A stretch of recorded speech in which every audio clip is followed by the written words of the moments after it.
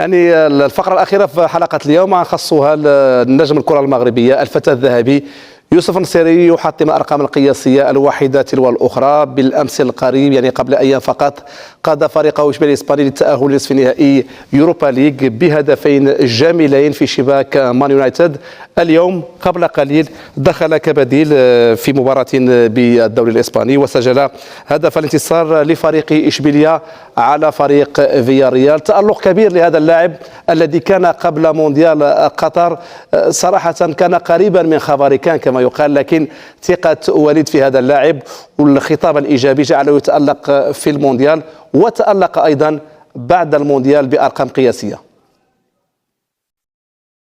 أعتقد بأن الكلام الآخر اللي قلتيه سي عبد الله هو الصحيح، من كان كأس العالم واحد الواقع كبير على النفسية ديال مجموعة من اللاعبين وعطاهم واحد الحيوية ورد لهم القيمة الحقيقية ديالهم اللي كانوا افتقدوها في مباريات كثيرة. ربما مع بداية الموسم وبعد الإصابة كان مر مرحلة فراغ، ولكن يعني بعد العودة القوية ديالو مع المنتخب الوطني والظهور المشرف في كأس العالم كنظن بأن مجموعة من اللاعبين خصوصا يعني لا حكيم زياش لا يوسف النصيري لا سفيان مرابط سليم أملاح كلهم لاعبين اللي ترفعات القيمة ديالهم واللي عطاهم واحد كأس العالم واحد الدفعة وشحنة معنوية كبيرة باش الأندية ديالهم تعرف القيمة الحقيقية ديال هاد اللاعبين. شفنا زياش المشاكل اللي ربما اللي كان كيعاني وربما انه كان خارج يعني الاهتمامات ديال المدرب، وشفناه في يعني كأس العالم كيفاش كان في المستوى الكبير والجماهير ديال تشيلسي كطالب انه يكون ضمن التشكيله الاساسيه. شفنا كذلك اليوم كنتكلموا على النصيري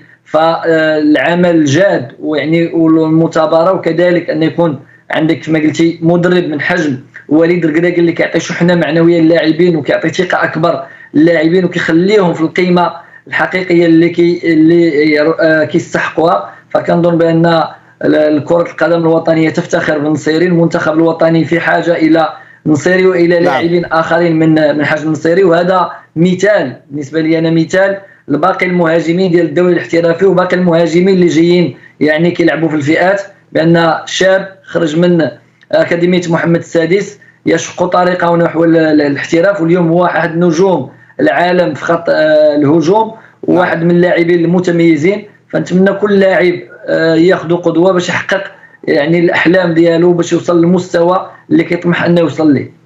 وهذا ما نتمنى بطبيعه الحال للنصيري ولجميع لاعبي المنتخب المغربي. اللاعب اللي لعب مباريات كثيره مع المنتخب المغربي، هو الهداف التاريخي للمغرب في المونديال، سجل في مونديال روسيا، سجل في مونديال قطر، سجل ايضا في 3 دورات متتاليه في كأس الأمم الإفريقية، سجل في نسخة الغابون، في نسخة مصر، وأيضا في النسخة الأخيرة بالكاميرون، سجل في اليوروبا ليج، في الشامبيونز ليج، في الليغا، سجل في إسبانيا مع 3 فرق. صراحة هذا اللاعب هو اللي هو منتوج خالص ديال أكاديمية محمد السادس لكرة القدم. صراحة فخر كبير، فيغتي صراحة نشوفوا هذا اللاعب يعني كيحقق أرقام كبيرة صراحة وباقي في سن 25 سنة. ما نساوش اننا نفتخروا بهذا اللاعب كايقونه كره القدم المغربيه، خصوصا في خط هجوم اللي فعلا كيبقى من اجمل الخطوط في كره القدم، واللي اليوم ما عندناش لاعبين بزاف على المستوى العالمي من طيران اللاعب الناصري، لان باش تلقى مهاجم فعال فهو شيء صعب جدا. ما نساوش نقدموا بالشكر الجزيل للناس اللي اكتشفوا هذا اللاعب، اللي شرفوا على التكوين ديالو، للناس ديال فاس، للناس ديال الاكاديميه، للمدير التقني السيد ناصر لاركيط. ما نساوش ايرفي رونار اللي عطاه الثقه ديالو في كاس افريقيا للامم. ما نساوش وليد الركراكي اللي حيا النجوميه ديالو عطى الثقه ديالو وخذها كتحدي في كاس العالم. ما نساوش كذلك المدير الرياضي الفريق سيفي مسيو مانشي اللي راه مع العروض اللي كتقدم اللاعب النصيري فما عمره بغى يخرجوا من سيفيا وثق فيه.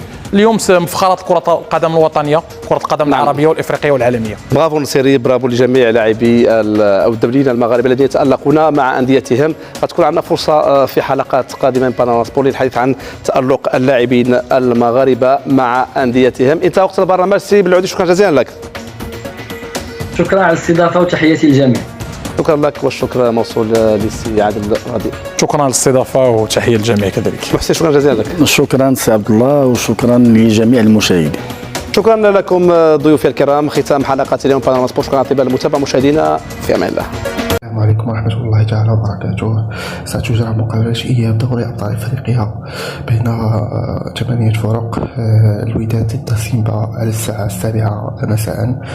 بتوقيت المغرب، ومقابلة ماميلودي سان داونز ضد فريق شباب بولزواد مع الساعة 2 مساء ظهرا، ومقابلة الرجاء ضد الأهلي مع الساعة 7، ومقابلة الترجي الرياضي مع فريق شبيبة القبائل مع الساعة 7 مساء. للذكر فمقابلة الإياب سوف تلعب يوم الجمعة 28 أبريل و 29 أبريل السبت القادم إن شاء الله، في انتظار المتأهلين إلى مواجهة دور نصف النهائي من دوري أبطال أفريقيا.